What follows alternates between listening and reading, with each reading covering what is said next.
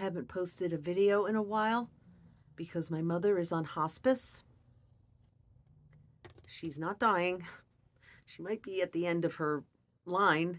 You know, she's 99, going to be 100 in September, and she just had a very rough patch with her health. And she asked for 24/7 care. She asked to be put into rehab. She's not eligible for that.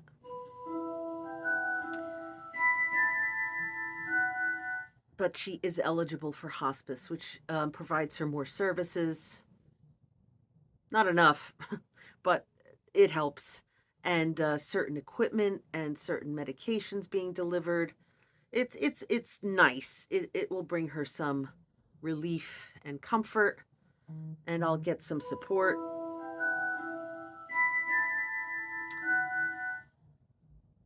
And it's been very, very hard on me uh, being a case manager. Now, she has a case manager, but I still have to coordinate everything. I have to coordinate giving her aides more hours. I have to coordinate all the equipment being delivered. I have to coordinate how she talks to people who are trying to help her. The two RNs today who were there transferring her into the hospital bed, which she refuses to use now, by the way. I said to her aide, don't force it. If she won't use it because it's too high, don't force it. I'll talk to them and see what we can do. Yeah, but the way she was speaking to them, and the yapping and snapping and nastiness and accusing people. Why did you take this job if you can't lift me? Like, you're supposed to be assisting the aides in getting you onto your wheelchair and onto the toilet and onto the, like, if you're dead weight, it's a very different service than what we hired these girls for.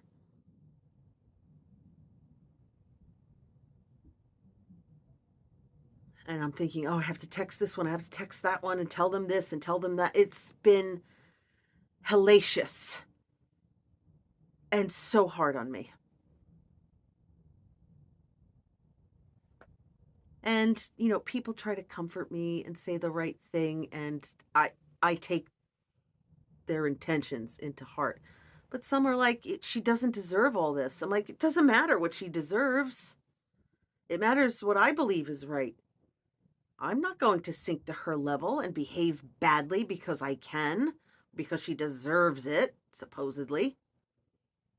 Who decides these things anyway? Who decides what a person deserves? Um, and I don't want to be spitefully good to her. Yes, one can be spitefully good. I could be like, well, you didn't take care of me when I had painful periods and I needed my knee replaced and you were discouraging and so, you know, I'm going to one up you and I'm going to be better than you by doing the right thing. Like, I don't want that energy either. It's exhausting. I just want to do the right thing so I have a clear conscience.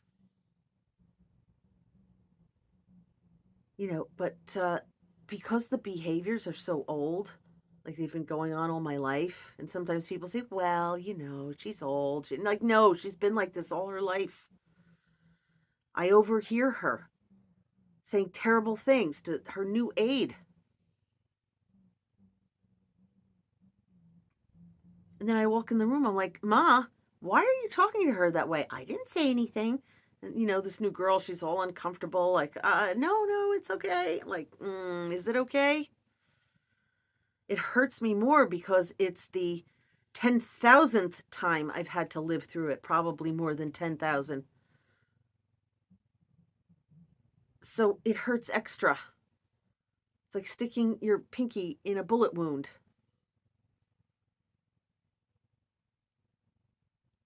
So I've had a lot of emotional pressure. I've done a lot of crying. I cried off all my fake eyelashes. Sorry.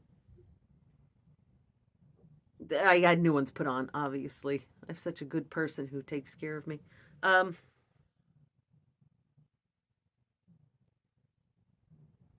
Me having to be more involved in her care because I have to coordinate so much and talk to so many people. I can't do a hands off, just, well, let her aides deal with her. Like, I can't.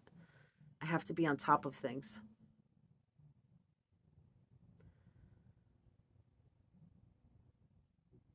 And she doesn't help. And I'm ashamed that I screamed at her today. I screamed and cried.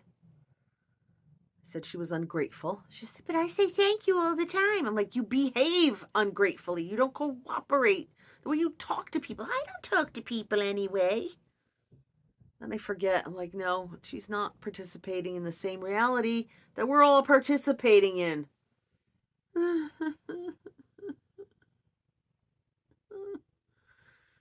I cried so hard today. I'm like, God, how much is enough? What do you want from me?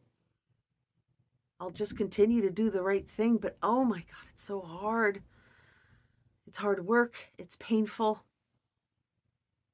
And remember how I said that because she had some sort of swelling in her mouth, all the shushling and chushling had diminished, and I could actually be in the room with her while she speaks?